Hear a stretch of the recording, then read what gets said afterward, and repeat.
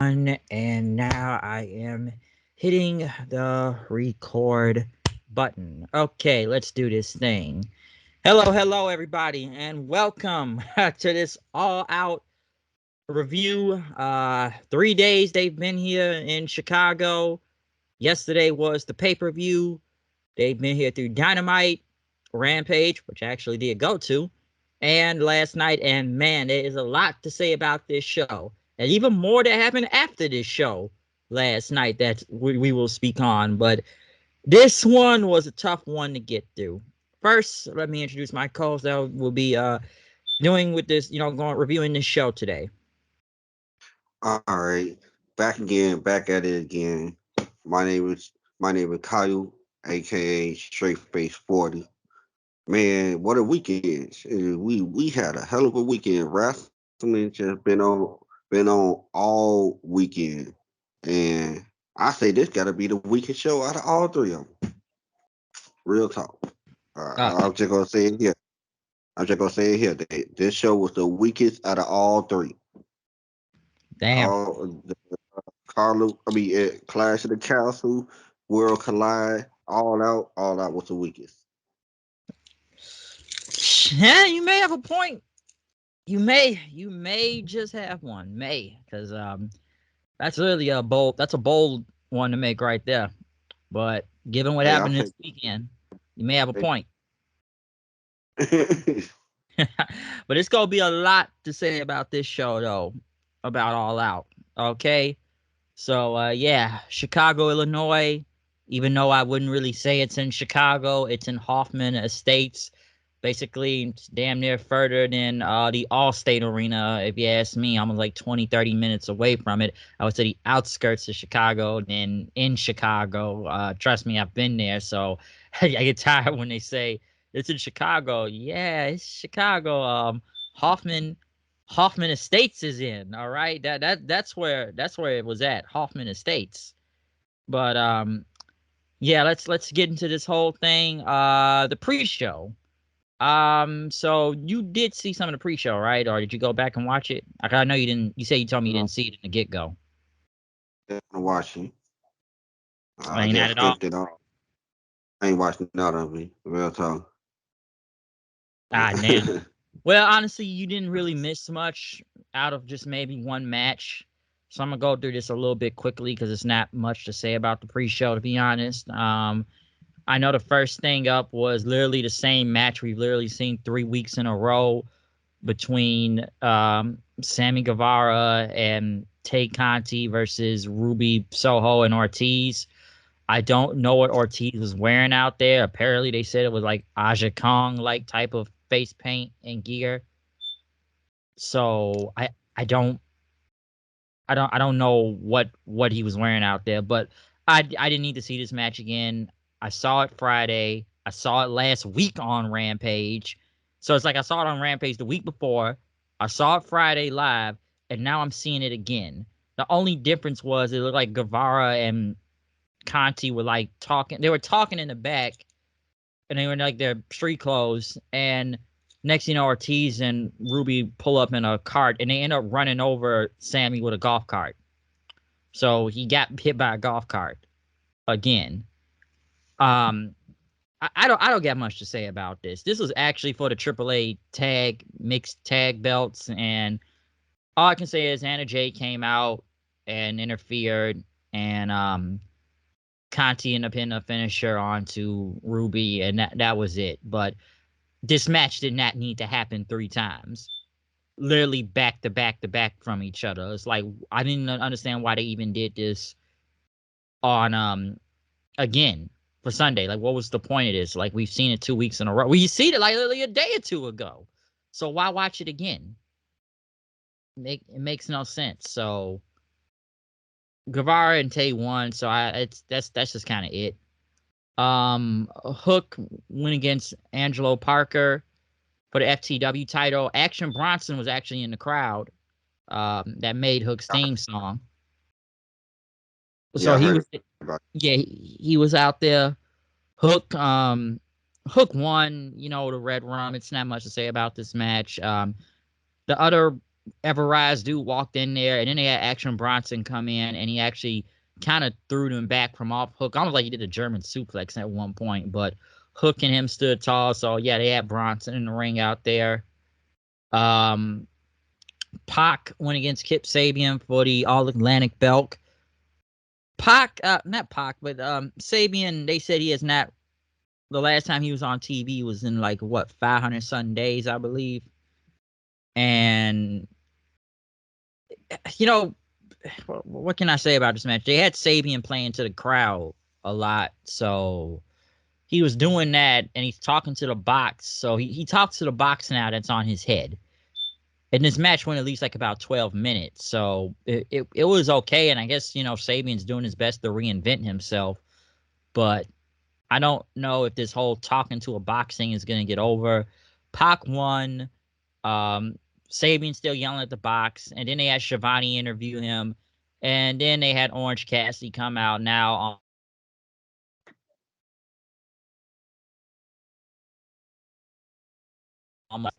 My conclusion from this is they have no opponents for Pac again, apparently, because Pac was like, no, we're not going to do this again. And he walked off from Cassidy. And in the last part of the pre-show, Eddie Kingston went against Tomohiro Ishii. I have seen this match before. I saw it on New Japan, and it was really good. And it was really good again here, too. I know Ishii got the last win, so I guess Kingston was going to get the win right here. So I did enjoy this. I'm almost surprised Eddie Kingston even made this card in general. Given recent news we've been hearing about him and whatnot with the whole backstage fight with Sammy Guevara and all that stuff. So I was actually, because how long was this ago again? Like about 2 weeks ago? No, the situation happened 3 weeks ago. He served a 2 week suspension, and now he came back. All right, so it's about 2 or 3 weeks till he got back. So I'm kind of surprised he was on this card and whatnot. But he got the win. It was that was probably the best pre-show match out of this whole thing in general. And Kingston, he tried to show Ishii respect, but Ishii didn't really want any parts of him and kept walking off from him. Then so it was actually a really good match. But yeah, I was surprised he made the card. I will say I still think he shouldn't have let that whole being called fat thing rattle him that much, because I think it looked like it's kind of making him look bad in the end out of all this. It is really. It's like I just don't get it. It's not only making him look bad, but it's making him look like he need people to protect him, or he need people to protect him from mean words or something. And it's like you if you see on the internet, all these guys to put it on the cake for him. Like, oh, you can't call him that. People should be calling him that if you ain't hitting the gym and all that stuff. I'm like, so I gotta hit the gym to call him fat. Then if that's the case, then Sammy can call him fat. Then if we going by those rules, because I know Sammy hit the gym. Do you look at him? Like, so you can't. I can't put on the cake for a guy who just getting hurt by mean words. Like, come on, man. And I saw the clip. It wasn't even that bad, to be honest. I thought he called him, like, if he called him something worse, then maybe, you know, but he could have done so. But I feel like Eddie King should have just came up with a good comeback after being called fat. He should have came up with a good promo, come back at him, and that's it. Like, not talk about fat shaming and all this other stuff. Like, just, we know you're a great promo. Like, you could have came back with anything and just go on from there. So I don't think he should have let that rattle him. Like, and he admitted he was wrong. Like, he knew it was unprofessional, and he took his punishment and whatnot. But I think he set himself up in a way, for all that happened. And don't really help your case also that much when you kind of admitted on Twitter that you eat a lot of Five Guys and ice cream. So you can't really get mad at niggas for calling you fat. Like, we know you are, but it's like you should have just ignored that and just keep doing your thing. Right. So like that's all I really got much to say about it, because like I've seen enough, and it was already been enough back in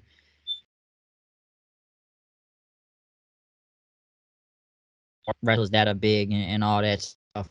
So it is what it is and whatnot. So like he's back now, but I still think he did set himself up for failure for that. But we now get to the main show of All Out, and we kick it off with the casino ladder match, which I guess everybody's gonna be making separate entrances out here. So it was Claudio Castagnoli, Wheeler Yuta, Pentagon, Ray Phoenix, Rush, Andrade, Dante Martin, and a Joker that was going to be making an appearance, because the first two people started off with Wheeler Yuta and Phoenix that were in the ring. And man, this match was damn near a car wreck, and I'm surprised they took one by one. My bad, Bryce. And he told me that anybody could have won this ladder match without everybody having to make their entrance, because you saw how Andrade and Rush literally took their time coming to the ring because they got to take off their suits. About to say that. I was just about to say that. It was already a spot that Phoenix could have won by himself, and the match could have been over in 2 minutes. But nah, he had to play around on the ladder, just sit on the ladder. Woosh decided he didn't want to rush down to the ring. He got to take off his pants and stuff. Come on, y'all. That was so. It was another spot that I did, like when they bridged the ladder into the other part of the ladder on the rope. I was like, what the fuck is y'all doing? Should y'all be going for the belt? Nah, they doing all of this stuff, trying to take out everybody else. What is y'all end game? Take it out everybody else. I just want to know what was their end game. They were gonna beat everybody up, and then they were gonna go for the title. I mean, not go for the title, go for the casino ship. Like what was the end game? This whole match was just a clusterfuck, bro. I swear it was.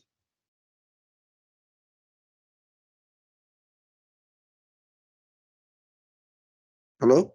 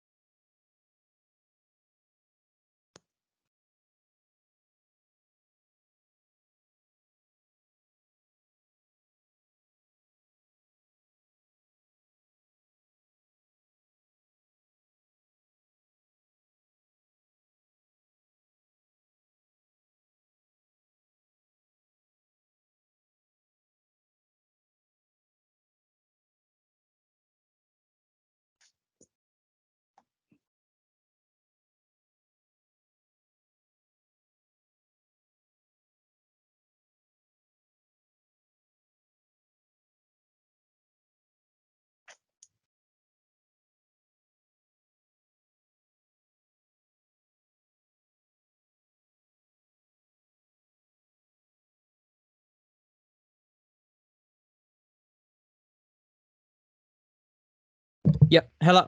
I think I may have hit the wrong button. How much did you hear? I think I accidentally hit the mute button.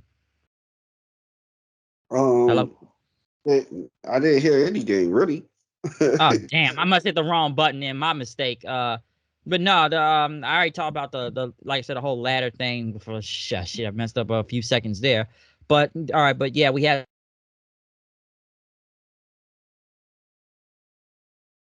end up being Stokely Hathaway, W. Morty, Lee Moriarty, the Gun Club, and that's when they're about to announce the Joker. And was Ethan Page already standing out there, or was I wrong? Because we're gonna get to how wrong how the I don't Joker know. was. I We got don't later on. think I saw him. I don't think I saw him. I think I only saw the Gun Club and at WC Morrissey. I ain't even see Lee Moriarty. He had like different color hair. Oh, I guess I didn't recognize him. But yeah, I ain't think I don't think I saw Ethan Page. And they had this masked person come out in a devil mask. Apparently, the song was "Sympathy for the Devil" by the Rolling Stones, which I'm sure they paid a lot of money for that song. And basically, he walked down to the ring, and Stokely handed him the casino chip, and he won the battle royale. And it wasn't that battle royale. I meant, the ladder match. Which at first I thought it was Ethan Page, given he'd be part of this team. But given they had some music we never really heard and it cost a lot of money and they didn't really reveal the person, we'll get to that later on throughout this review. But given that person just walked to the back and they were building it up and all that stuff, obviously it had to be somebody big. So Wasn't gonna give it to nobody. It was small time. Like, nah, man. This was a match that, I mean, not a match. This is a match for a future world title shot. And I don't think you just gonna waste it on Ethan Page. yeah, yeah, we're not gonna just throw it out there like that. So we didn't even see Ethan Page because I thought it would have been him at first, but nah. People actually thought it was Bray Wyatt. I'm like, Bray Wyatt's bigger than that. And then last time I Yeah, heard, Bray Wyatt was just hanging out in Guam. This video of that just happened like yesterday or two. like what is? Look, man, Bray Wyatt gonna end up in a new. Remember the time when everybody just like, man, CM Punk coming back, CM Punk coming back, CM Punk coming back. Remember those time? That Oh is yeah. nah. It's Bray Wyatt now. Everybody just everything is about Bray Wyatt returning. Like, come on, y'all, just stop it, just stop it. I'm like, wasn't he hanging out in Guam? I saw a video of that. So and I'm like, Bray Wyatt's bigger. So I knew that wasn't him. So I knew I knew that wasn't about to be him. I'm like, his size is much bigger and whatnot. Because I'm thinking like, okay, so it's gotta be part of Stokely's crew. So who's it gonna be? But we'll talk about that later on. But this whole ladder match was basically damn near a car wreck out there. Yeah, But next we go into the 6-man tag title, the finals for the AEW trio, 6-man belts, whatever you want to call it, between the elite of Kenny Omega and the Young Bucks versus Hangman Page and the Dark Order of John Silver and Alex Reynolds. What can I say about this match? I didn't hate it all the way, and the crowd loved it. Don't get me wrong. And I gotta say, it was a hell of a tag team match. Spot Fest, yes, it was. But then again, most of these 6-man like matches have been mostly Spot Fest and whatnot. But hell of a match though. I'm not gonna lie. I actually got John Silver almost had it won a few times right there, especially that last part. When he ended up rolling up Omega, I kind of was about to believe he's about to win it, but it ended up with Hangman Page accidentally hitting Silver with the, buckshot lariat, and Omega threw him out there, and he ended up pinning Silver for the win. So I feel like now at some point the Dark Order looks like they're gonna stop being friends with Hangman. I guess that's how the story is gonna go, and the Elite and Don Callis and all them celebrate it. And I think what Omega say going to camera in the back, like the boys in the back, try to beat that bitch, something like that. So definitely, crowd was really definitely into this match though. Your take? oh, you passed me the ball. All right, cool. Take the All ball. right. Now, I hated this match. I'm just gonna put it point blank and simple. Half of the time, I didn't know who was the legal man. Half of the time, they would fight it outside the ring. Half of the time, they were just, my goodness, it was just all over the place, bro. All over the place. Like I just I could not take it. I'm like, man, I don't think I could take another. I mean, I don't think I could take another one of these 6 men. But I know I'm about to get them. I know it because it's the 6-man titles on the line. Kenny Omega and Young Bucks is going to be the 6-man champions, and they're going to have these matches, and they're going to have these matches with a lot of people who going to do these matches with them. Like not one time, Bryce, that I thought John Silver it was going to pin the former world heavyweight champion. I just know one time, not one time. They wanted me to believe that, or they wanted me to feel that way, but they ain't get that feeling from me. I looked at them the whole time. All right, cool. He about to jump out. Boom. All right, he jumped out. Like I just knew it was some type of screwy finish was gonna happen. And Hangman hit it what's the name by accident. That happened. One, two, three. I'm looking like this is come on, man. It was just I just it was too convoluted, man. It was just too much for me. I just couldn't take it no more. I And just turned and back on I, it. I will I'll say this. I don't mean to cut you off, but I think a lot of people said this about the Young Bucks before. If you've seen one Young Bucks match, you've seen them all. We've seen them all. Like it's like the term typical Young Bucks match comes into play, and that does happen a lot. Okay, it's almost kind of easy to pattern what they're gonna do out there and whatnot. And the Elite was gonna go over. I never believed Hangman and them were gonna win this match. Like even with the near fall with Silver, like yeah, they kind of had me going with that second one and whatnot, but I knew they wouldn't be that crazy enough to let Silver go over Kenny Omega in the ring. Like I knew that was not about to That, happen. that's what I had in my head the whole time. Like, man, he not about to go over. He not about to go over Kenny Omega. He just made his return back. Like, come on, man. And nah, man. Yeah, and they were building up to the whole is Omega 100%? Is he 100%? That's what they a lot of people kept going into. But like, cause first he came out with the compression shirt, and then he's all taped up. Now he just was in his regular gear out there this time. So I guess now he's just back to being 100% or whatever. I want to say one good thing about this, man. It's actually about a person. And that's actually Kenny Omega physique. He hit the gym. He looking like a billion, gazillion bucks out there. So Incredible that's a shape. good. That's the only good thing gotta say about this. Everything else, bullshit. He did look in incredible shape out there. He was cut. He definitely was cut. Yeah, but that was the only good thing that I have to say.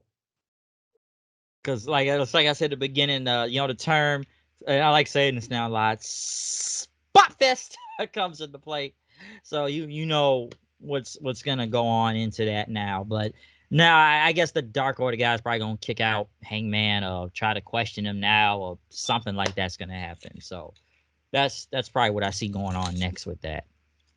But crap, crap. Before we move on, there's one other question. Remember the part of the match when John Silver and what that other dude name Alex Reynolds. Alex Reynolds. Remember they was attacking the lower back Matt Jackson and Yep. Hangman came there and stopped them for doing that. I'm like, man, hold on, time out. So what type of character is Hangman? Like he just too good to exploit weaknesses in a combat sport. Like I don't know what they try to build. They like, oh man, I guess we try to pretend like, oh man, Hangman is just this goody two shoe guy. He don't want to exploit your weakness in a match. He don't want to do that. None of that. He just want to beat you clean. One, two, three. Come on, man. That's bullshit. All right. Everybody in any other sport, every sport, everybody exploit weaknesses. That's a part of the game. So what they try to do with the bucket of Hangman Page? They making him look like a goofy. Because I guess they trying to go with the whole well, now I'm trying to show hey, these were my friends at one point, even though they kicked you out of the whole elite thing in general. Let's remember they did kick him out. But now it's like, no, I'm gonna show sympathy for them now. I don't want my former friends being hurt all of a sudden. Just don't know, boy. I was just thinking to myself, like, man, that's some bullshit, man. That's all I was thinking to myself. Like, man, everybody in every other sport, name it, and people are always exploiting some type of weakness. And It's a part of the game. It's a part of what you do. If you go out there injured, you 100% once you step into this ring. That's how I feel. You know what I'm saying? I don't care. Oh man, his back heel, his foot was injured, all that. Nah, you was 100% when you walk your ass in there. And so that's how I am. And like I don't like that type of stuff. It make you remember Bailey. It make him look like a Bailey back in 2015, 2016. Like that's how bad it looks. Like why? I mean, even the commentators, what? Hey man, what he doing? What man? It's all fair game. I'm like, yeah, I know Taz, but that's the bookie of Hangman. I don't know who doing this bookie, and it just sucks. Yeah, but oh man, Bailey, this is your life. I'm not gonna hit you with the stick. Oh yeah, don't remind me of that. But yeah, man, like I said, the whole, I guess that's what they trying to go with the whole story thing and whatnot. But I get your point though at the same time about this whole thing in this match. But we gonna move on from that. Next, we are going to go into the TBS title, Jade Cargill versus Athena, or basically She-Hulk, since Jade Cargill did have a special entrance out there, going through the bricks. Like I said, dressed as She-Hulk. Athena having the wings. I do like the little retractable wing things. I think that looks cool. Bryce, not to cut you off. They didn't address it. You ain't hear what they said. They said, "Oh man, she got the green paint on because she like money."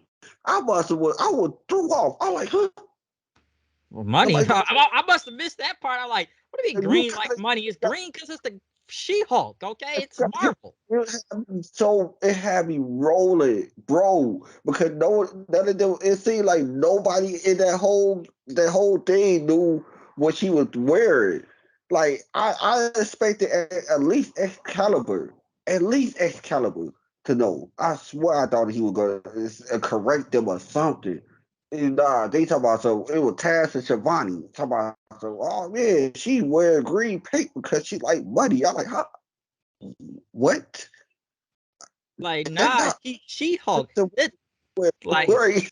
from Marvel, there's a TV show out right now for it. Okay, there's a TV show that just came out.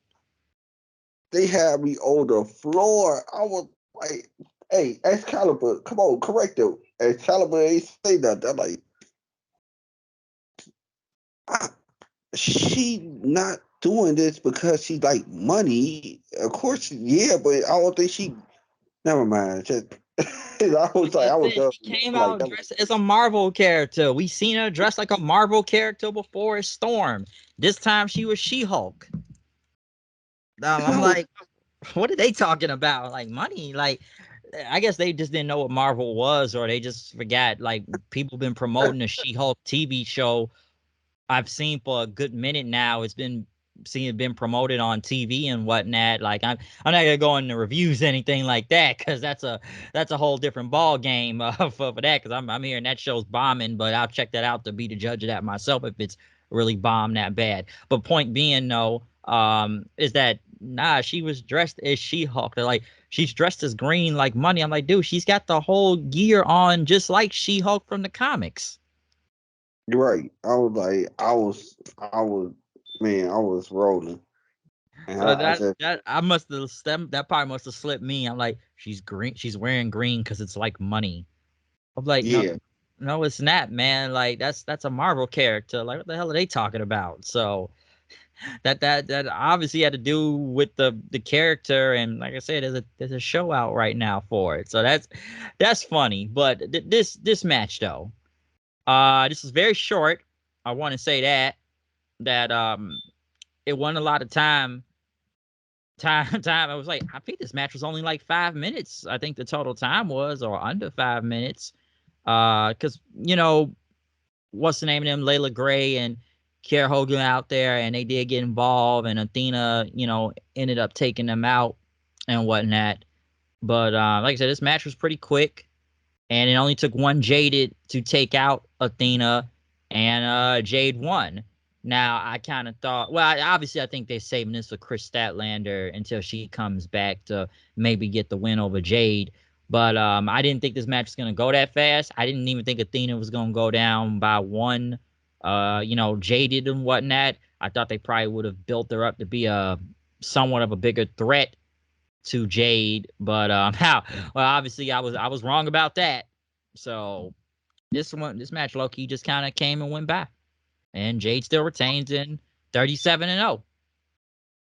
I don't really have too much to say about this, Bryce. I ain't gonna lie to you. It's one of those matches that I would. I and see. Here's the thing. I put this one of the matches to look out for. One of the matches I wanted to see for two reasons. Jade, Jade Cargill. I really like Jade. I love her character, and I can't wait to see her. Get past the TNT. I mean the TBS spot. And two, I wanted to know if I'm just not feeling if it's just me who not feeling Athena, or it's just I just haven't seen enough for her. I think it two things can't be right. And and I haven't seen enough of her, and I'm not really feeling her. I'm really not. And that's the whole thing about it. I was just talking to you off air, and I was saying how I don't believe a I don't believe anything from her. Believe nothing from her. It's like I feel like it's more of an acting, even though everybody acting. Don't get me wrong, but I feel like I can't believe you are that character. Like I could believe Jade is that character. That character screams like, oh man, she looked like that. She looked like a little arrogant, woman out here thinking she the shit all the time. But it's just something with Athena. I'm not connected with Athena. So that's the reason why I didn't want her to be the one who beat Jay anyway. So I'm kind of glad it wasn't. I didn't want her to be the one. I wanted Chris to be the one. Yeah, because right now, like you said with Jade, like she's like one of the only few people I feel like that, which comes off like a star in general and whatnot, and carries herself as as a champion and whatnot. But like I can see a point though about what you just said. Like it is Jade at the end of the day, but like it's when you think about it, like what is missing from Athena at the same time? No, because basically she just kind of got killed out here in under 5 minutes. And I whatnot. So wouldn't like, say I had I had a different thought of it. It went back and forth for another 5 minutes because at first she hit the eclipse on her. You know yeah, what I'm saying? She had Jay, back and back. She had Jay arm hurt. You know what I'm saying? Because Jay was holding her arm the whole time.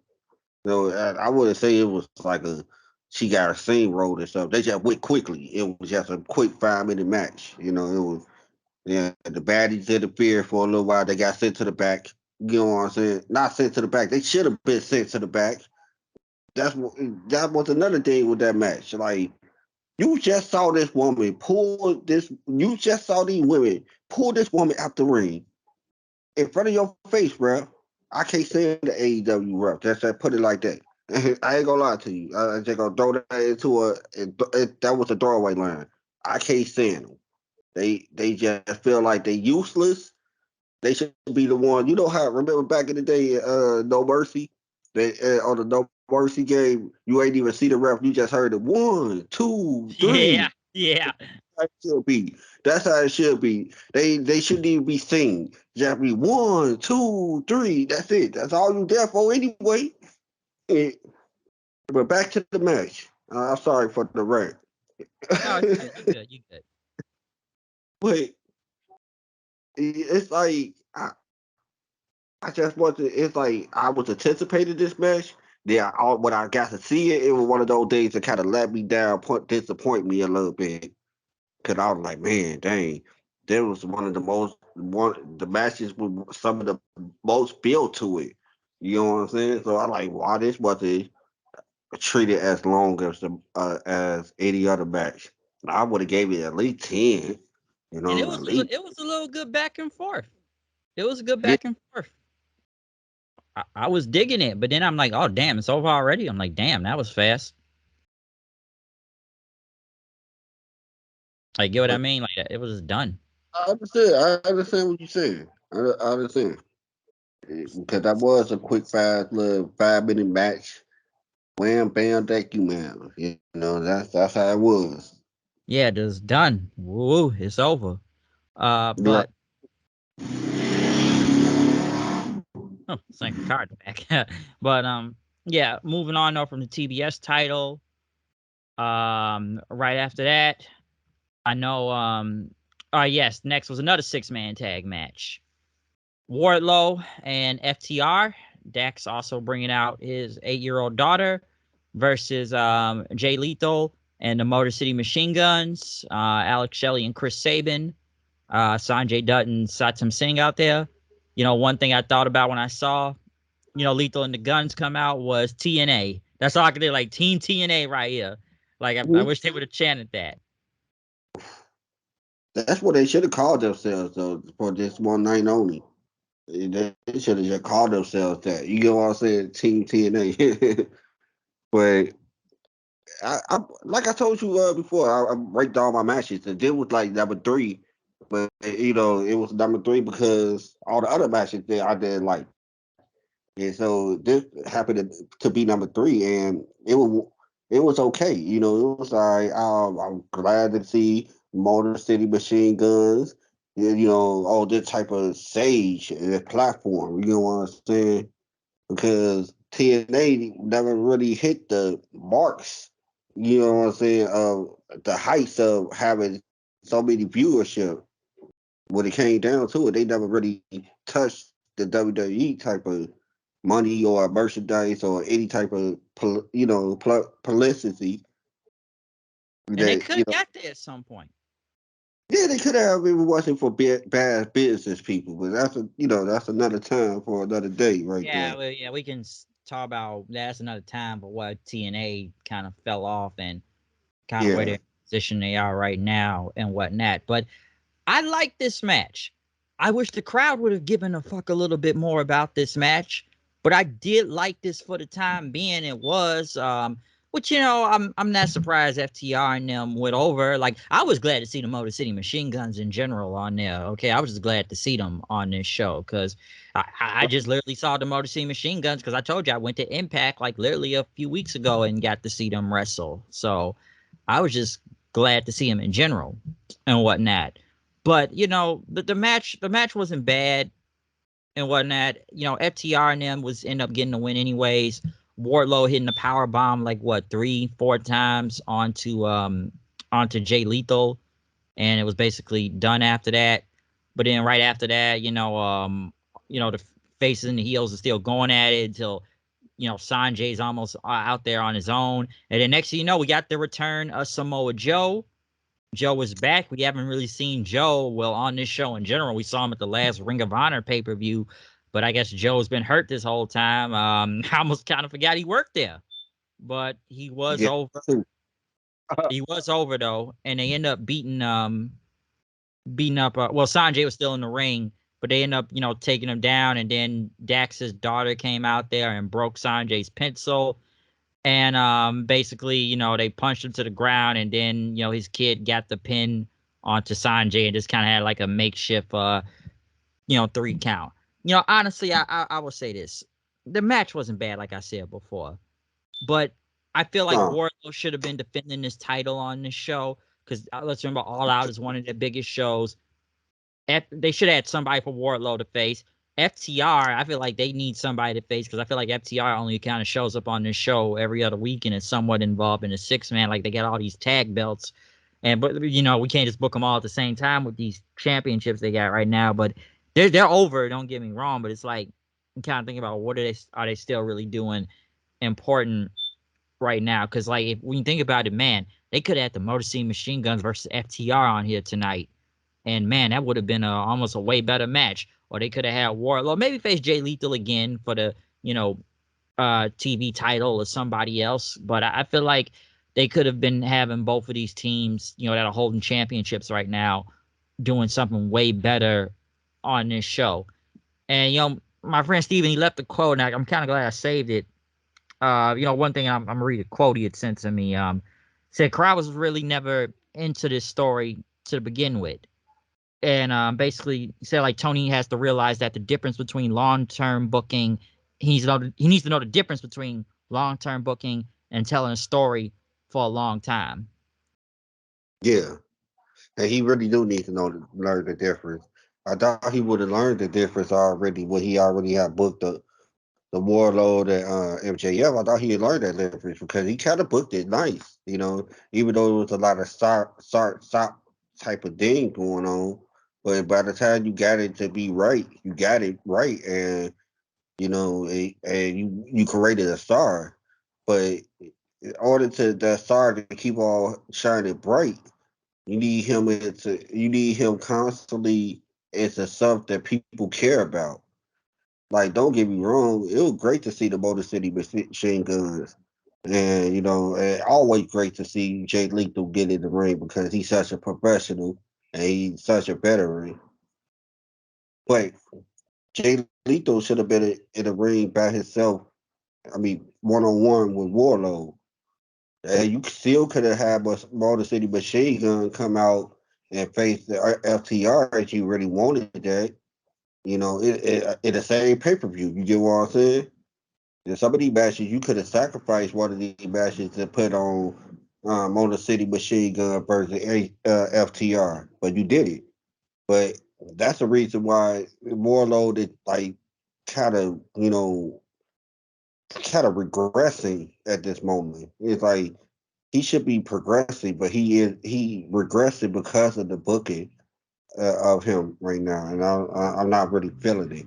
I think they let him cool down too much because one, I think when they had his reason for not going for the world title, which honestly didn't make a lot of sense when they did it. Like, I don't want to go for the world championship. I want to go for the TNT title, which that never made a lot of sense to me. And I'm like, don't you want to go for the world title? Isn't this what it's about to become the world champion? You want to go for the secondary belt? And I feel like they haven't given him, enough. I don't know if I want to say credible opponents, but I feel like after the MJF thing where he was like red hot and the people were going fire for him, they let that kind of cool off for a while now. Even with him with the TNT title, like, I'm glad he has it, good for him, but like it's not as hot as he once was. Like the crowd was like white hot for him, but now they kind of let that cool off now. Like they really did. So like he's still over, but he's not as like red hot over as he once was, and they kind of let that die down now after a while. You know why though? All right. Like, Do you really want to see him go and get 20 security guards? Hmm? Do you? Do you really want to see say, him go go and ahead. get 20? I said, do you really want to see him go and get 20 security guards? No, No, okay then. All right. Do you care about him having a feud with a fake lawyer? no, no. That sounds Oh, like some okay. WWE booking. Right. So what see that's how he fell off. Cause straight after MJF feud, he having some type of 3 week feud with a fake lawyer. Yeah, let's That remember that. Yeah, that did happen. Like we went from this red hot feud and him finally getting a contract. Oh, now I'm gonna face like 20 security guards and this fake lawyer, and I'm like, man, why are we going to this? This feels like you kind of demoted almost. yeah, it was. It was like a demotion. And we should be trying to continue to make this man a star, but it wasn't like that. Yeah, like now we just kind of brought him down. Like now we got him doing this stuff. So it's kind of like they've kind of really let the whole Wardlow thing really cool off after a while. So I hope they find something for him next. But like right now, it's just kind of like he's just kind of doing whatever. And even the guns, I'll say this to an extent, like with them bringing the money, bringing in the Motor City Machine Guns, like it's kind of funny that they just automatically made these guys heel and not even say can you at least explain who the Motor City Machine Guns are or play a video package or something telling what these guys have done in the past 15, 20 years? Because it's not like I think people knew who they were out there. Like we know who the Motor City Machine Guns are. Anybody else I know. But should they at least play the video package or something for the people that don't know who the guns are and whatnot. Like, just tell us who they are, and not just automatically make them heel just because. And they had to try to get them over his heels then. Yeah. And see, here's the thing with them. Like, I like the commentary when it came down to this match because Taz was like, he had to explain, hey, just, the hardcore fans know who these guys are, but he explained a little bit of who they were throughout the match and stuff. But I wish they would just stop doing that. You know what I'm saying? Just stop throwing people with people faces and say they a star. And people be like, no, they not. I ain't never heard of the nigga. Who is he? How he a star?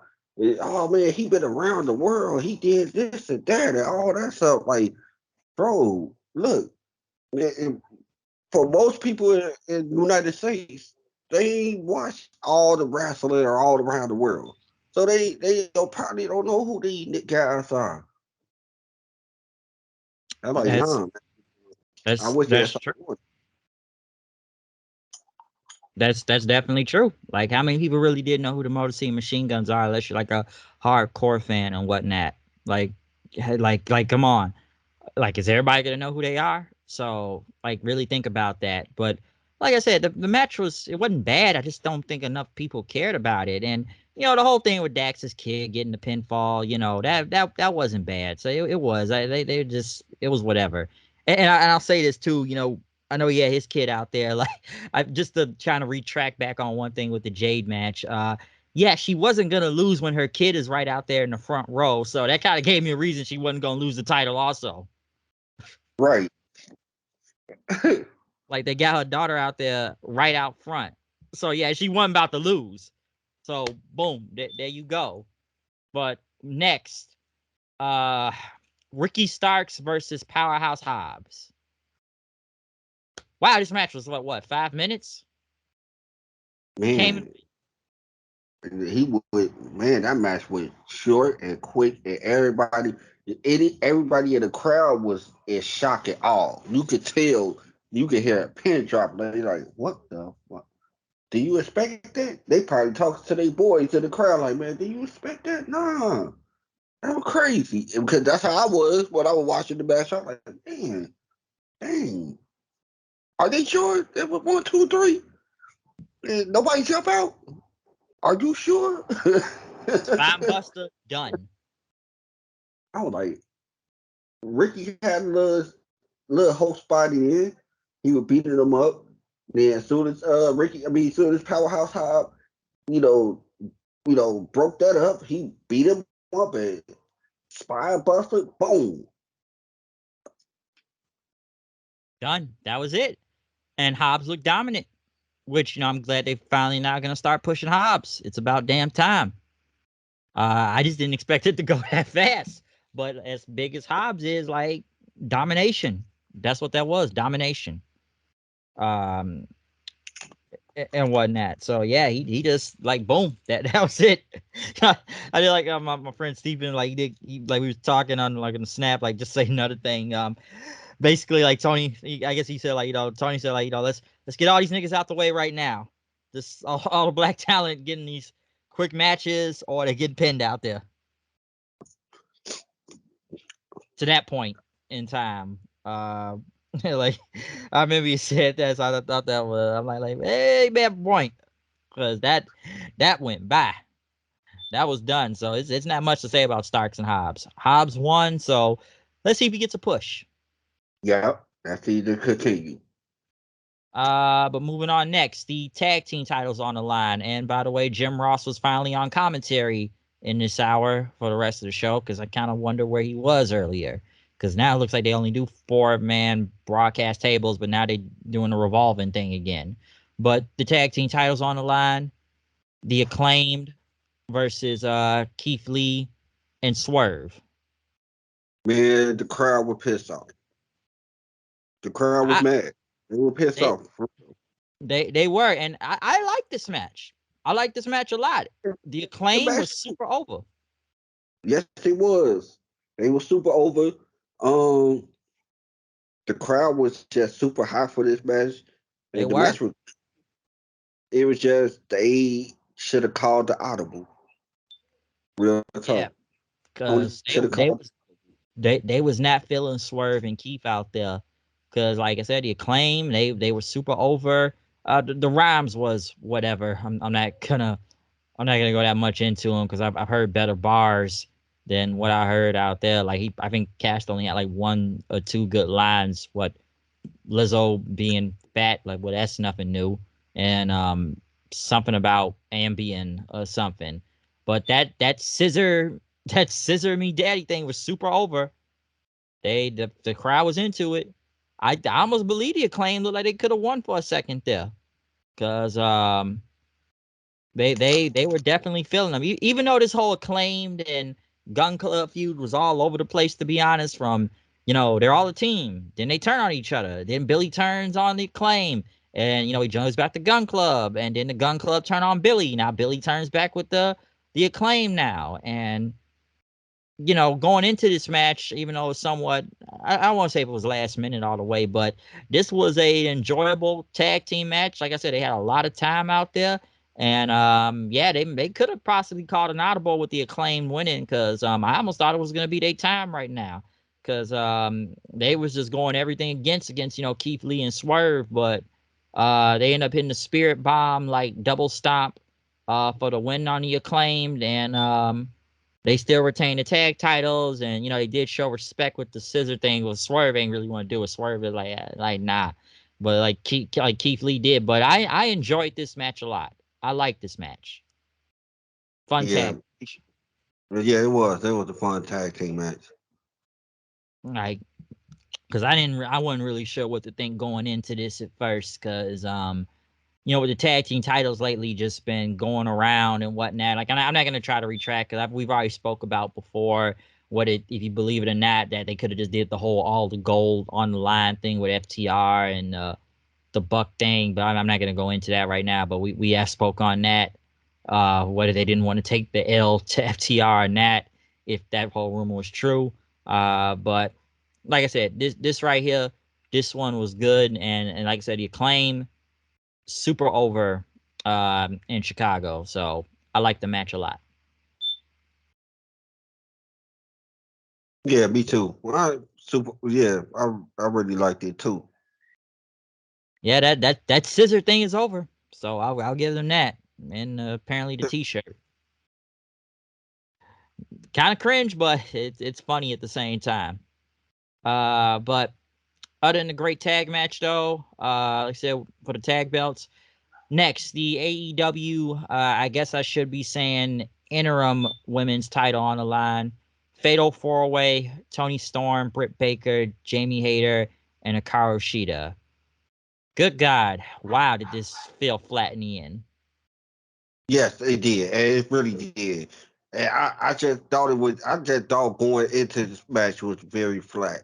It just felt flat to me. It just didn't feel like any type of big match feel. It didn't have no type of drama really. They wanted to create drama with the whole Britt Baker breaking up the pin with Jamie Hayter, but uh, it's a fatal 4-way with the first pinfall to victory. So of course I'm gonna break up the pinfall. I don't care who got the pin. What I'm supposed to do? Oh, go ahead, girl. Go, you got it. No, that's not how you win a match. And that's come on, man. But they want Jamie us to Hayter, feel you go ahead, my they want bad. yeah, but you get what I'm saying. They wanted us to feel that way, like, oh man, Britt Baker just turned her back on Jamie Hayter. Like, no, it's a fatal 4-way. Yeah, Jamie Hayter was honestly the only person over in this match. The fans wanted to see Hayter win. They really did. And they were like really 100% behind her, but yeah, they just kept building up to the whole Baker and Hayter, just breaking up the pin and almost damn near turning on her own friend out there and whatnot. And it ended up with what? Tony Storm just hitting like the DDT onto Hayter, and it was pretty flat. Like, yeah, she won the title, but it was kind of flat, which I wasn't surprised Tony Storm won. Like, I figured she was gonna win anyways. given that this whole match was changed up anyways due to Thunder Rosa. Well, I can't even say relinquish the title because she technically still has the title, but say she's hurt. But we've seen the whole thing with Thunder Rosa right now and Tony Khan just straight up burying her and whatnot. It's almost like, damn, why was she the damn women's champion then? And now we went to this fatal 4-way, which honestly was just kind of, this match was just all over the place. But I wasn't surprised Tony Storm won, and it was a flat ass reaction when she won. It was another one of those matches that I felt like it was all over the place, and it was just, I did feel any day for this match. Yeah, it's like Tony Storm won. There you go. Like, I'm sure people are happy that they just didn't put put the belt back on Baker. But that's what I kind of feel about it. I'm glad they did it. I'm glad they didn't go back to that. Yeah, I didn't want to see that. They give Baker enough in this company. And like, no, that's not, no. They give her a lot, but I did not want to see her win the title again. Like, I didn't really need to. I didn't really need to see that again. But hey, Tony Storm won, but it's like one of those things that was just kind of, I don't know. It was just kind of, it happened. That like the match came, it happened. Tony Storm won, so it's not much I can say from this. Crowd was behind Jamie Hayter, so boom, there you go, all over the place. What was next? I know they announced Full Gear. That'll be in Newark, New Jersey. Next was Christian Cage versus Jungle Boy Jack Perry. And this was it was the shortest match of the night. Because the minute Jungle Boy came out, Luchasaurus came out and killed him. Yeah, Christian working with an injury. Yeah, Christian was hurt. I didn't know Christian was hurt. So I didn't know that until earlier today. So that's why this happened. So like Christian just basically stood there. Luchasaurus beat the living crap out of him. And they just got Jungle Boy's mom and sister just watching on. And Christian Cage hit the kill switch and he won. So one thing, I'm glad they at least kept Luchasaurus heel, because I'm like, why even do this whole big change of giving them all this new mask and all this stuff and entrance just to turn him back to Jungle Boy that fast? Like, oh, Jungle Boy's back. I'm gonna go back and team with him again. And because Jungle Boy saying, well, I had him watch you, Christian, and now he just turned back heel, which it was for the best anyways to keep Luchasaurus heel. So I'm glad they kept that going. So I knew that was gonna happen. Because at first I'm like, man, I didn't expect this to go 20 seconds, but now knowing that, Christian is working hurt, I understand now. But I'm up and down with this feud anyway. It's like, at first, when it first started, it was a great feud. But then, after a while, it was just, once Jungle Boy came back, I think the feud went downhill after Jungle Boy returning. It's the feud. It's about him, but it's just he's so boring and bland, and I just can't get behind him. Oh God, that promo when they had him come out there and cut that promo a few weeks ago, good Lord, that was bad. I was glad Christian came out because man, that Jungle Boy promo was horrible. Like Christian had been killing in the beginning of this whole feud, especially on the microphone. Christian was just murdered. I thought he was the best thing on the show at the time because there was so many people hurt. I'm like, Christian's the best thing you got on here. And Yeah. but then like after a while, like I said, when Jungle Boy came back, it lost steam and like Jungle Boy just was not believable on the microphone and it sounded really, really bad and it just started kind of going anywhere right now, and it lost steam because it started off real hot for like the first few weeks, especially Christian with those promos. Man, he was killing it. This new Luchasaurus heel, all that. I'm like, all right, I'm digging it. I'm liking what I see. Now it's kind of like, I'm kind of whatever in some ways. Yeah, me too. I don't really care about the feud. Yeah, I just kind of wanted Christian to win just to win, even if the match happened regularly. I just wanted Christian to win just because. Yeah, Because I ain't care who won, who lost, if the match happened or not. I don't really care about the feud. yeah, it's basically whatever for you, I guess. Then at this point, but yeah, Christian won and Luchasaurus is back on his side. Yeah, Next though, we went to Bryan Danielson versus Lionheart, Chris Jericho. No Judas out here this time, so we had the I don't remember the song that Jericho came out to, but it was Lionheart, Chris Jericho, and who's the guy that raps to, I guess, for whoever is or sings, whoever the guy they had out there for Bryan Danielson's yeah. theme song They that was doing. one I of didn't know Daniel's the guy's name. good friends, one of his good friends and stuff. But other Yeah, than that, like I ain't really know him. but yeah, I didn't really know who he was. But this match, I like. It's probably one of my other favorite matches of the night. It was a very great technical match. Danielson and Jericho were gonna go out there and put on something real good. But then again, once again, the crowd, and I feel like this was the crowd throughout a lot of the night falling off. But then again, when you're there for like almost a 5-6 hour show, fatigue starts to hit in and whatnot. They can't cheer all night; they're gonna lose energy. But I like this match a lot. I really did. Like this is Matches, my favorites of the night. yep. It was a And they great really. technical match. I saw I saw a lot of back and forth, a lot of grappling, a lot of reverses, and it was like, man, I really enjoyed that match. Before the main event happened, that was really was my favorite match of the night. And I was like, all right, cool. I found my favorite match of the night, Chris Jericho, Bryan Danielson. But they really went at it.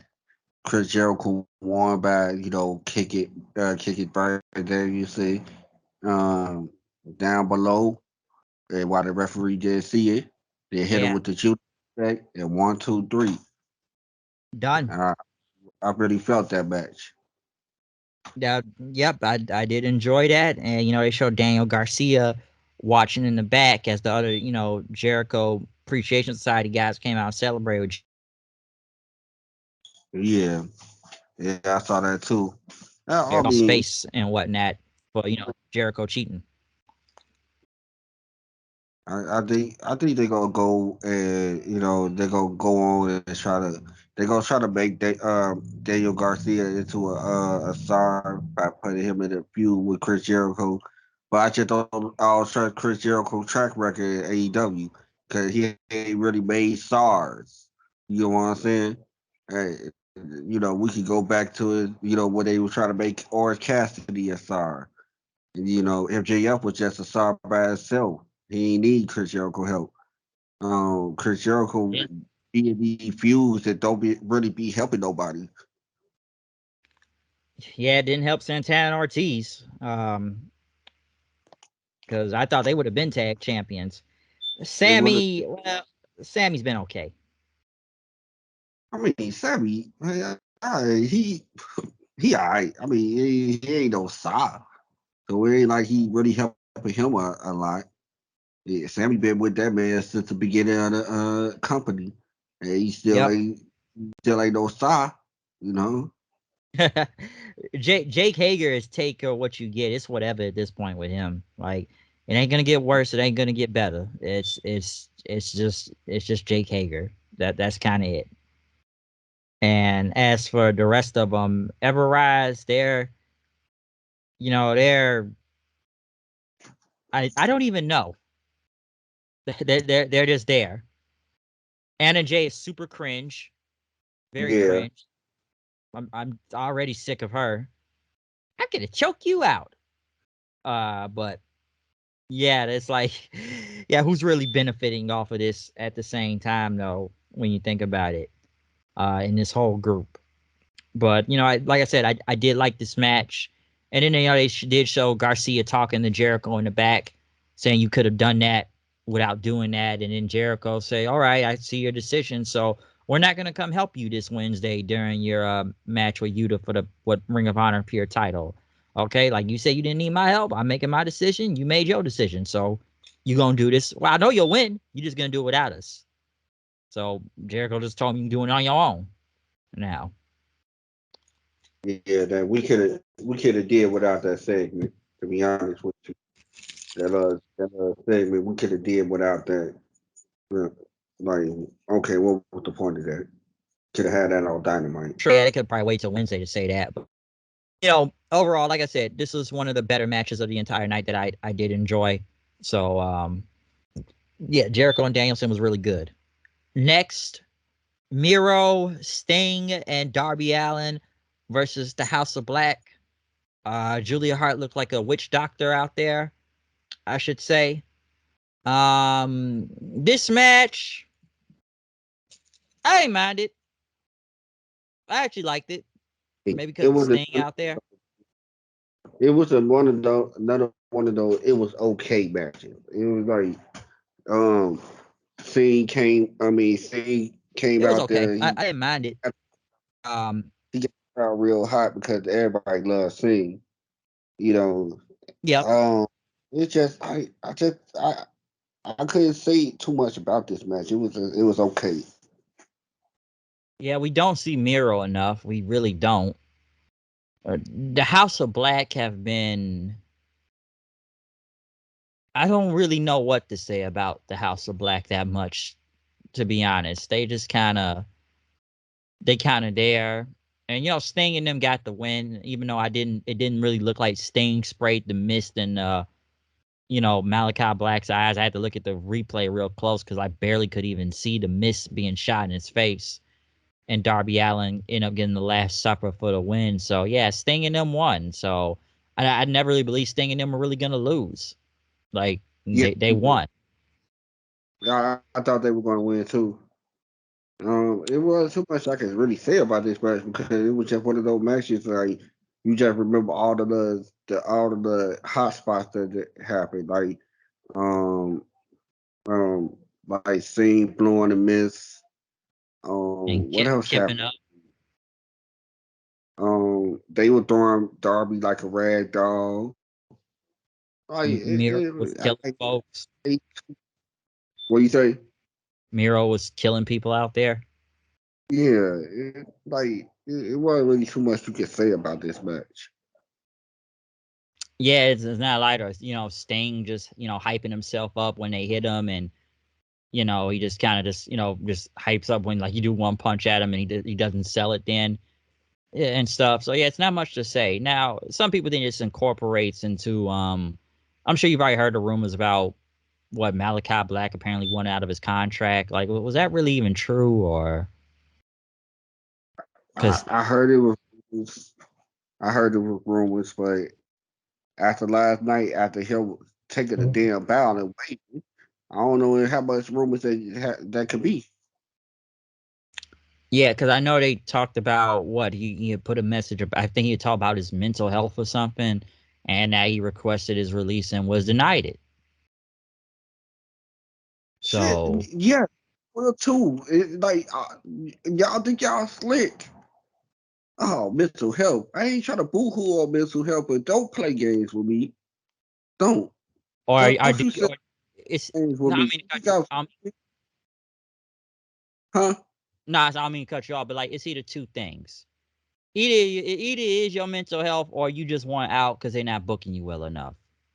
It's And got to see, be one of the two. hey, you want me to add a third one? What's Yeah, the third? it's him not look good enough, and he see oh man, Triple H is is ahead of things over there. Oh man, shit, let me go back over there, see how he is back over there. Oh yeah, I'm Nah, sure a lot of those guys are thinking that. no, stay your ass where you at. All right, do your contract, and once the contract is over, don't renew. That's point blank and simple. When you go out of that contract, that's how Tony Khan. Yeah, I'm going to cancel your release. Oh man, I asked for my release and they give it to me. Yeah, out of this contract. At the end of the day, when you leave here, once your contract done, you can leave here and go back. Yeah. Yeah. That'd be one of those things, cause like if he wants out now, all of a sudden, like it's got to be because what Triple H is back in charge, and Triple H booked them well over there, so that's got to be the case. Because right now with Black, right now, him and the whole House of Black thing had just kind of been spinning the wheels for a good while now, and even against Sting and Darby, it's been kind of every other week we even see this happen. Like we don't even see it on TV enough. And Miro, like we barely even see Miro on TV. So I don't even know if Miro was even heard in that. We just barely see him on TV. Yeah, it's a lot of guys that they just don't have no TV time for, and you be looking like, where these guys at, and where these guys at? And it's like they don't know how to work with the TV time that they got. Like you got 2 hours, yeah, you can show some a couple of other these guys or something like that, but eh, not everybody, not all your stars or supposedly top stars supposed to have all this long ass time. Remember that Remember that the Dynamite a couple of weeks ago, the week before the title match, and Moxley and Punk was out there 3 key times. Yep. And it's like, hold on, why they taking up so much TV time? If you try to push other stars, you try to push a Miro, he ain't got no TV time to look like a beast. You know, House of Black, they come out, they beat up somebody, and then they back out the ring again. It's like these guys are not being booked right, and they not getting enough TV time, and the people who do get enough TV time are the people who people looking like, man, why Miro not taking the place of these guys? You know, the league got so much TV time, they taking a chunk of it. You know what I'm saying? Like, man, I will watch it. I will before we go on to the next match. I want to talk about this. I will I will watch Jim Cornette earlier, and he was talking about the remember that semi-final match between Aussie Open and Death Triangle. You remember that match, don't you? Yes, yes, I do. All right, and you know how much time that match got? Oh yeah, they got like 30 minutes. Yeah, they had like 30 minutes out there. Yeah, with Osprey and 30 all them. minutes. So we talk about 30 minutes out of a 2 hour show. So that's already a chunk of it right there. Now you only got like an hour and a half left after you got gave them 30 minutes in the main event. So what about the rest of your show before the main event? That hour and a half. You, the main Exactly. event, I mean the real main event ended in 3 minutes. So you Yeah, can't really world blame it title. on so that's right. So where the other part of your match? I mean, what the other part of your show going to? And it's like they don't know how to manage time. It has been a lot of time management problems when it comes to AEW of how a lot of things are. Because sometimes they either just run it so long that they got to cut it off midway through then because they ran it too long and whatnot. And it's just been like that for a while now with time management problems. Should they get cut off the air half the time before they can finish up something because it ran too long.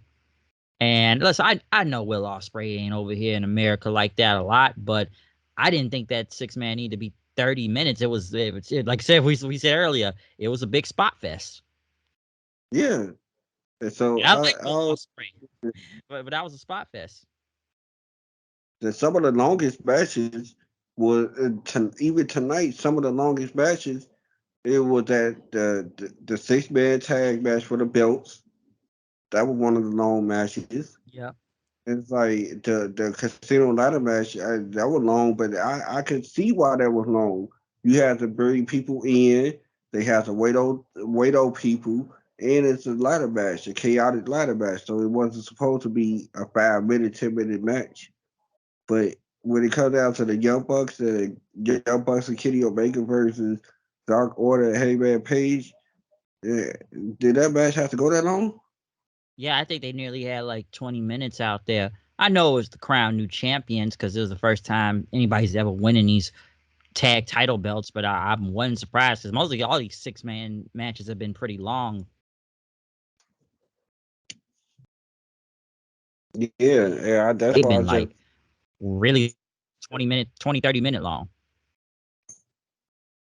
Cause like Osprey and them probably had the longest out there with the, the death triangle and whatnot. You know what I mean? yeah. Yeah. So like we had seen that and seen that earlier tonight, and stuff. And I will say this before we basically move on after that, try to shit this earlier about Osprey.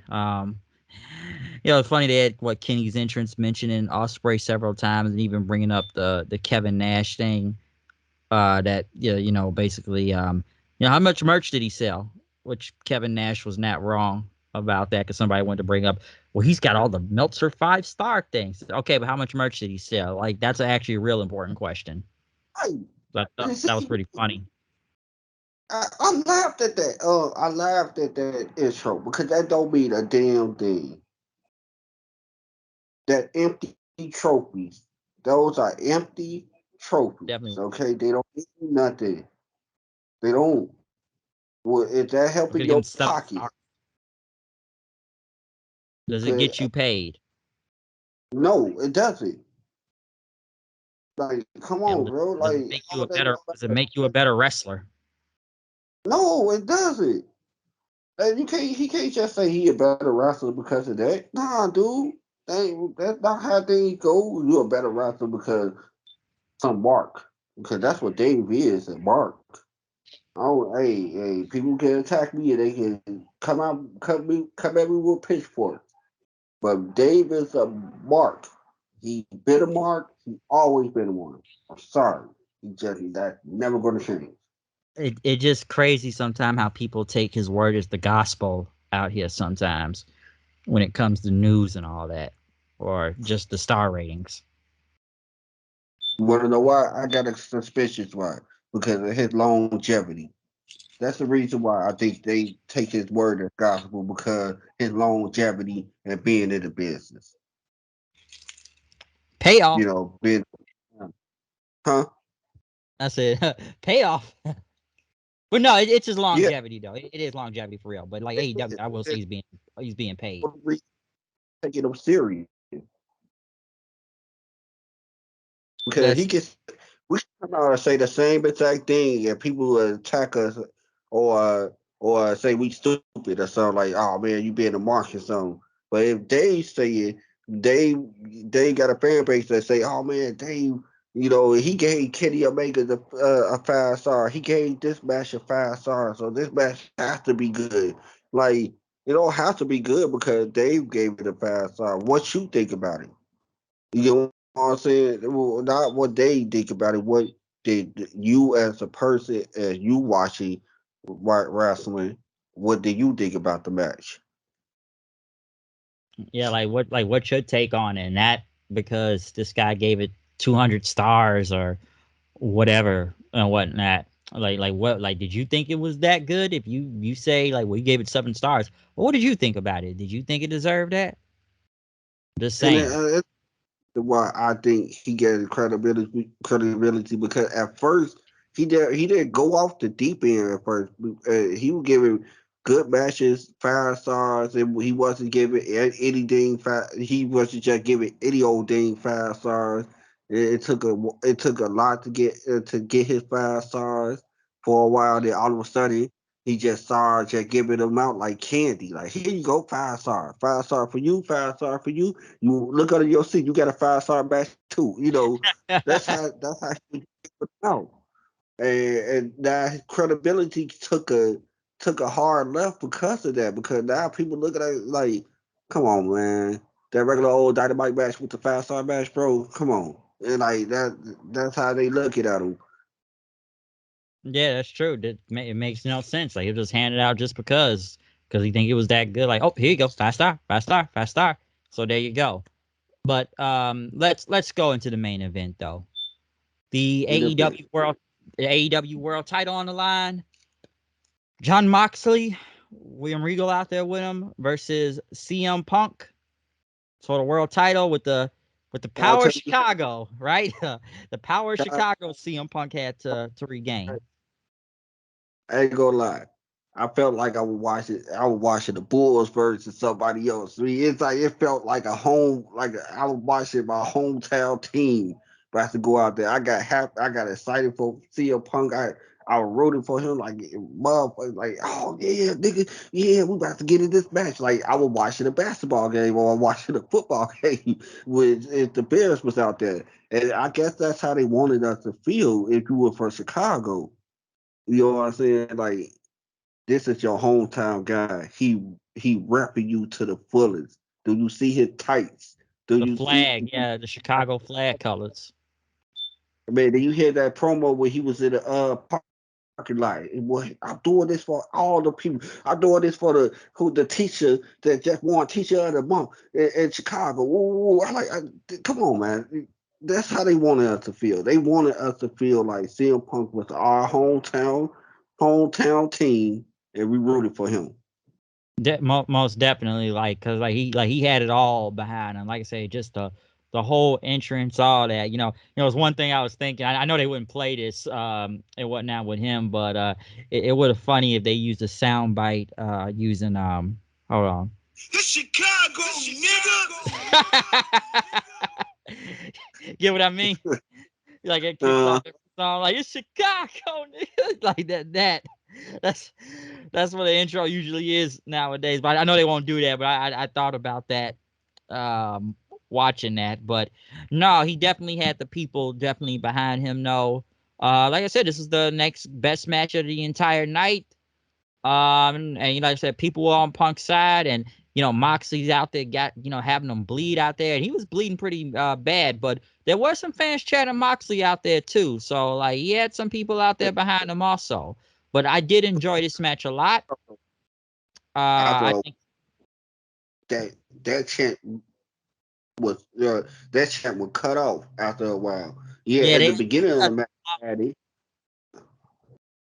yeah, because he had the chance going, but like the Punk chants were obviously gonna overshadow the Moxley chants, and Mox is just having him bleed all out there, like doing his best to take out Punk and all that, and Punk, like you said, he's just fighting back, because like Mox is damn near working out like working as a heel out there and whatnot, and trying to focus on Punk's bad leg and everything until I remember he hit the GTS and Mox went off the ropes and he fell on to the back of Punk, but Punk picked them back up one more time, hitting the GTS to get the win, because the match was nearly almost about 20 minutes out there, but it was a lot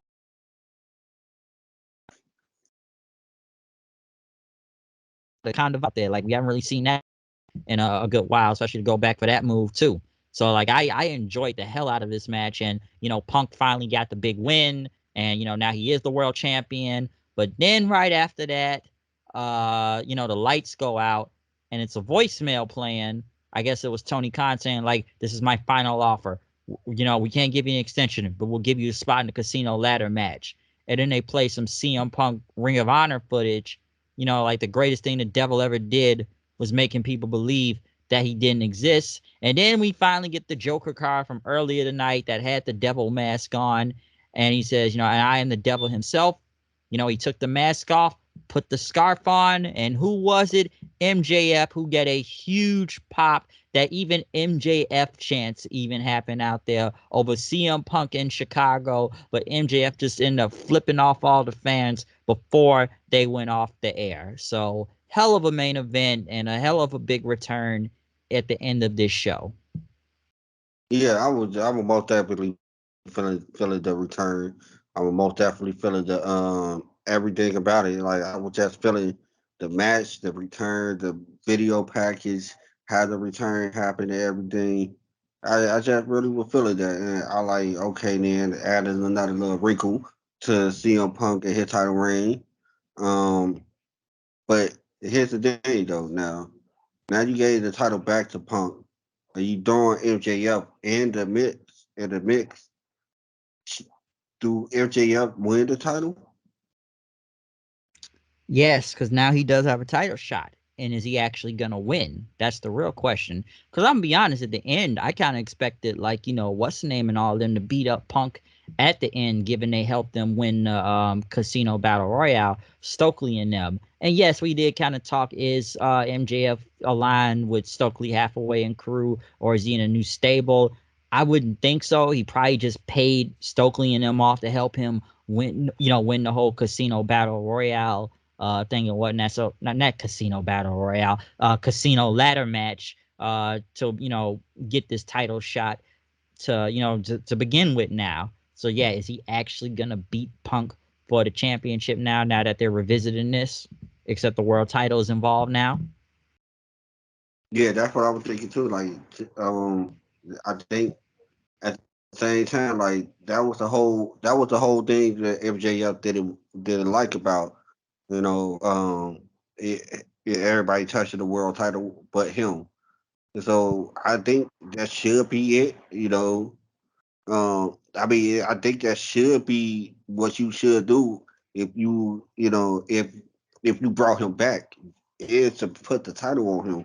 But on the other hand, how many short reigns did CM Punk gonna have? Is he gonna have a long reign? Is he going to carry the title for a long time? Because like everything been a stop push type of thing. Like, all Yeah. right, he won Um. first injured. Okay, he come back. He get beat by Moxley in 3 minutes. It's like what are we doing here? Are we gonna put the title Are we gonna put the title on MJF? Or we gonna keep it on Punk? And MJF just move away from the title?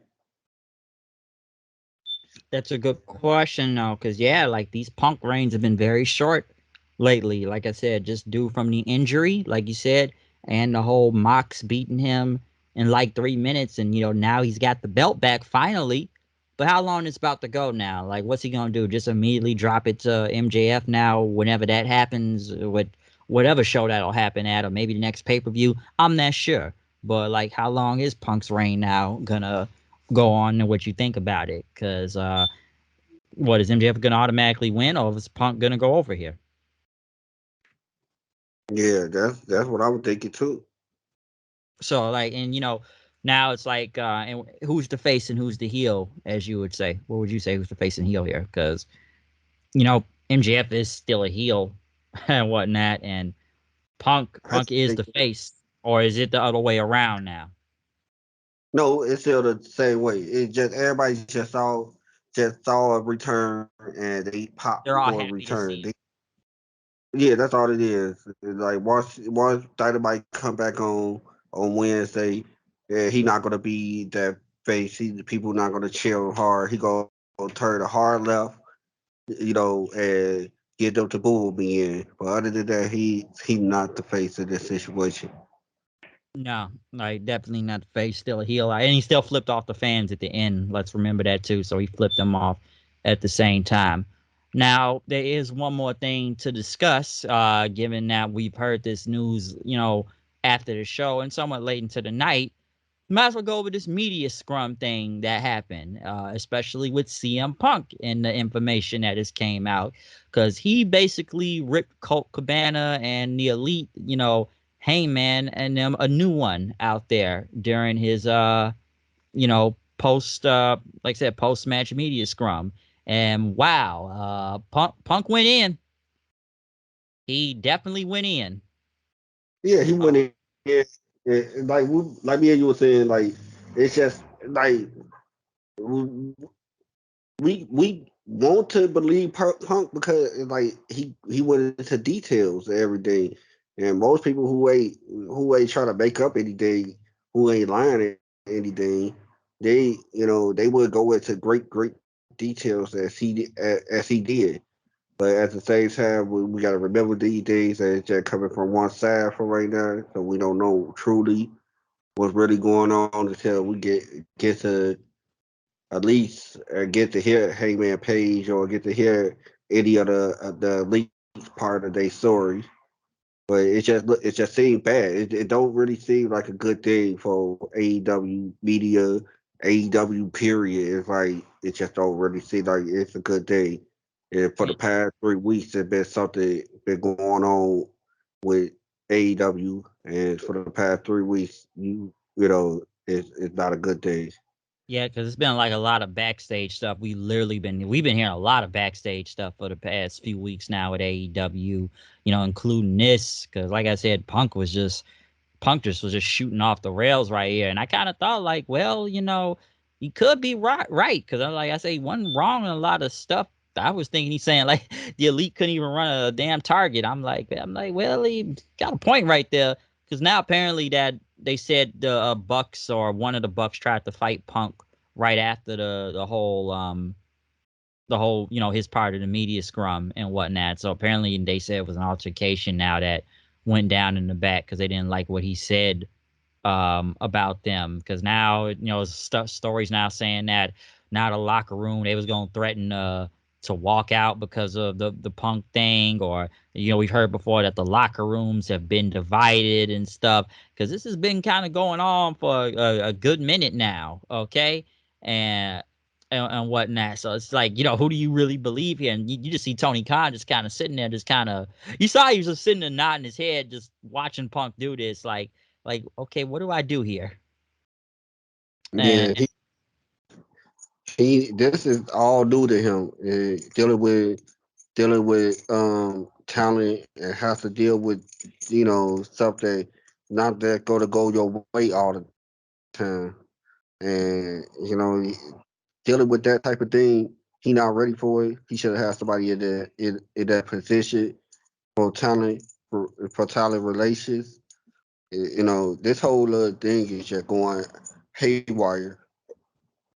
And like you said, like he could be telling some truth there. Yeah, you got some truth. Like the EVP should be EVPs. They should just be wrestlers. They should not have no control over those. Control over other wrestlers and stuff. But at the same time, we gotta look at it as from Tony Khan eyes.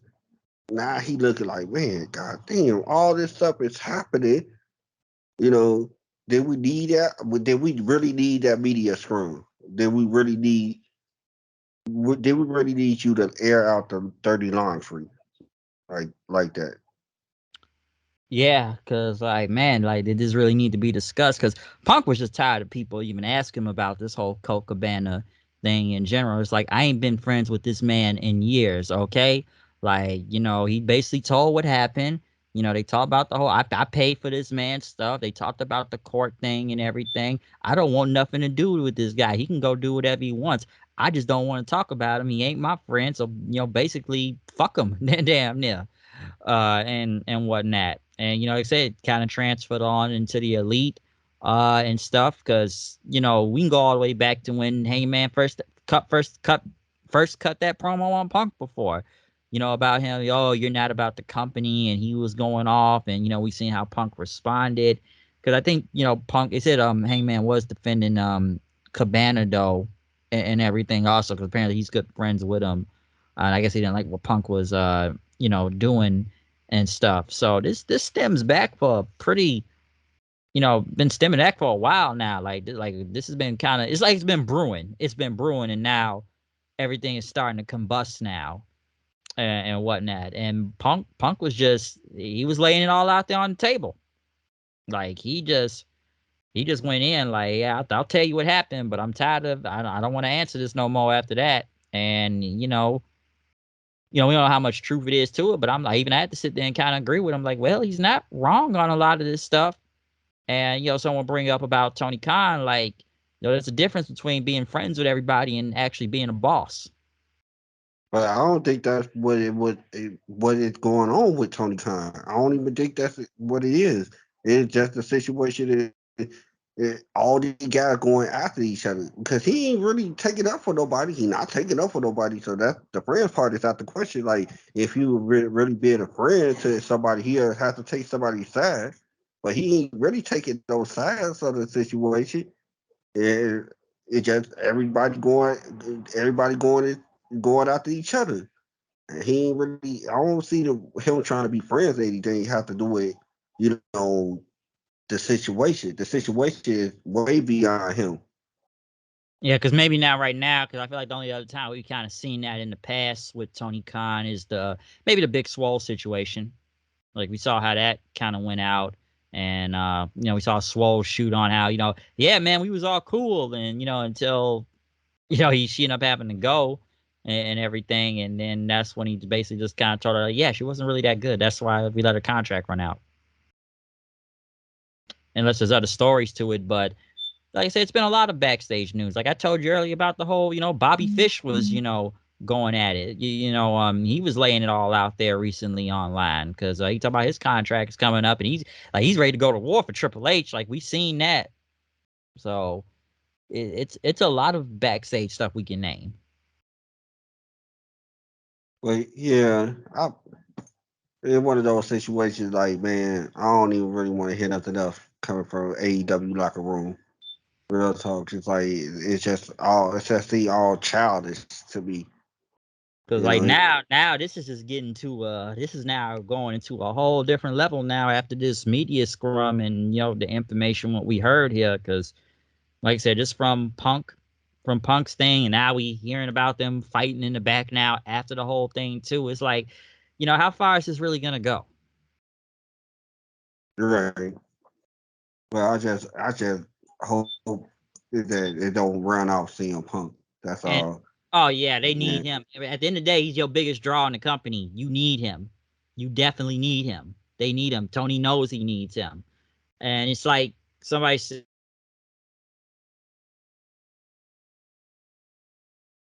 Kevin, I remember him saying, be a leader.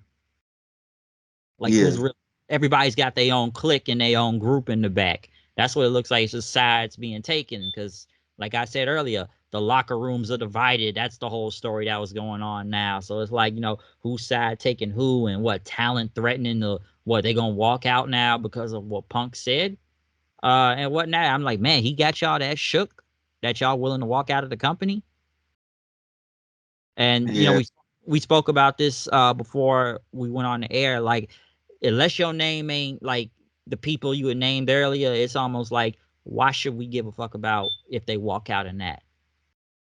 right. It's only a few people that everybody should be caring about. That you that should be walking out, and it ain't none of the underneath talent. So nobody really cares. And like I said, unless you're a significant name that's making some type of impact, or you are actually a star, or someone that's really that over, that's a vital part of the company.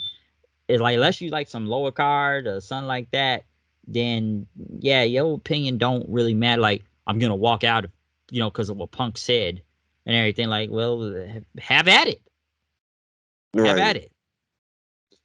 At the end of the day, he's still like the biggest star in the company and whatnot. Like you can disagree to what he said out there, and whatnot, but is it really making y'all shake that badly that y'all willing to walk out because of what he said and everything? Because of about what Cabana and Hangman out there, like just like really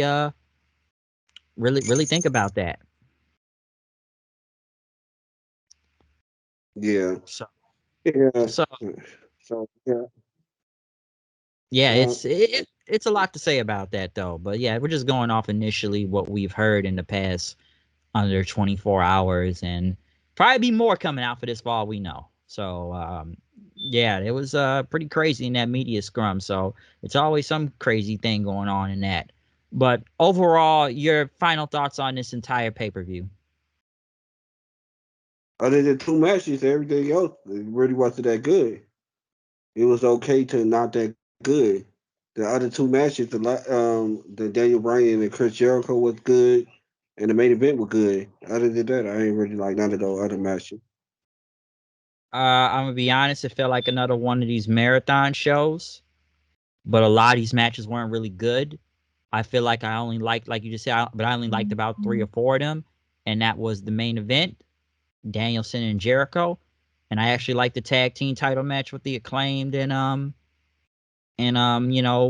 Keith Lee and Swerve. I thought those were most likely the best things out of the entire night because we've either seen the crowd go up and down throughout the entire night, maybe due to fatigue or they just didn't really care out there, and whatnot. But I don't feel like the show was really built up well enough to begin with, and this is probably like one of their weakest shows when you think about it. Just about how a lot of it was done out there, and where maybe it was positioning. I don't know, but some of these things did not just gel well out there, and I just think this show was not as really good as a lot of people think it is. Like, I'm willing to go out on a limb, and I think we talked about this earlier. I've said there and say Clash the Castle was better than All Out.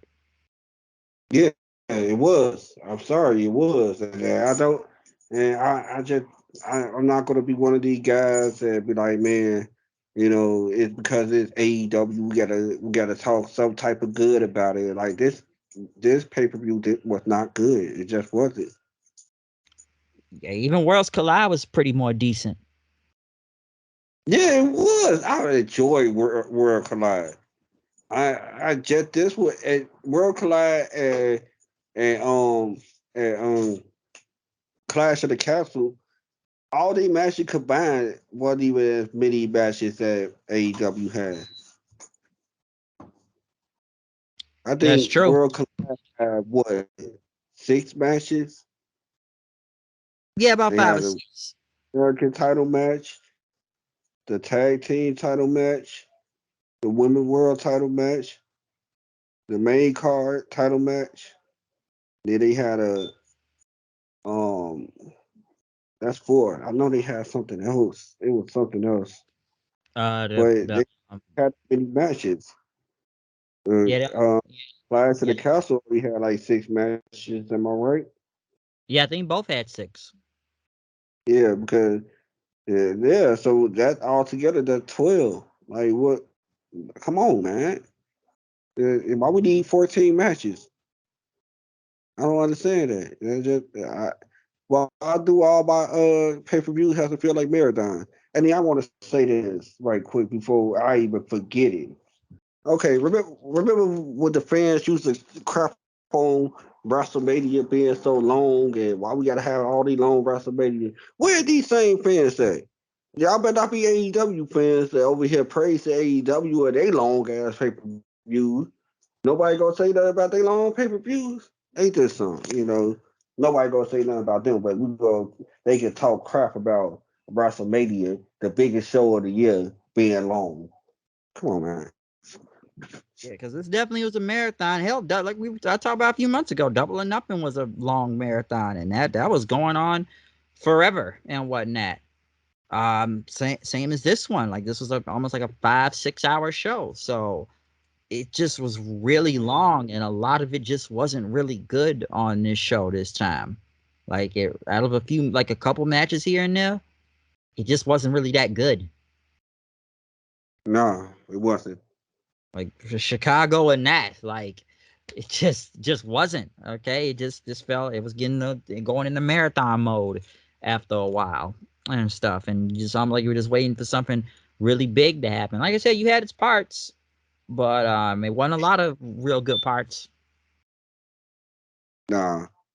So yeah, that's what I have to like say about this show though. For real, I think it really could have been better, but it really wasn't. To be honest, so yeah, like I still need to ask my brother how it went for him because he was actually at the show. So I should ask him that when I get the chance today, and everything. But yeah, that's all we really got to say about All Out. For this show. So yeah, comment, subscribe. Follow me on Twitter at HoodieKnight890. You got anything to plug before you get up out of here? Yeah. Just follow me on Twitter. Straightface40. That's all I gotta say. All right, most definitely, most definitely. So we're out of here. See you guys then. Most likely it'll be a Raw review later tonight. So other than that, out and peace.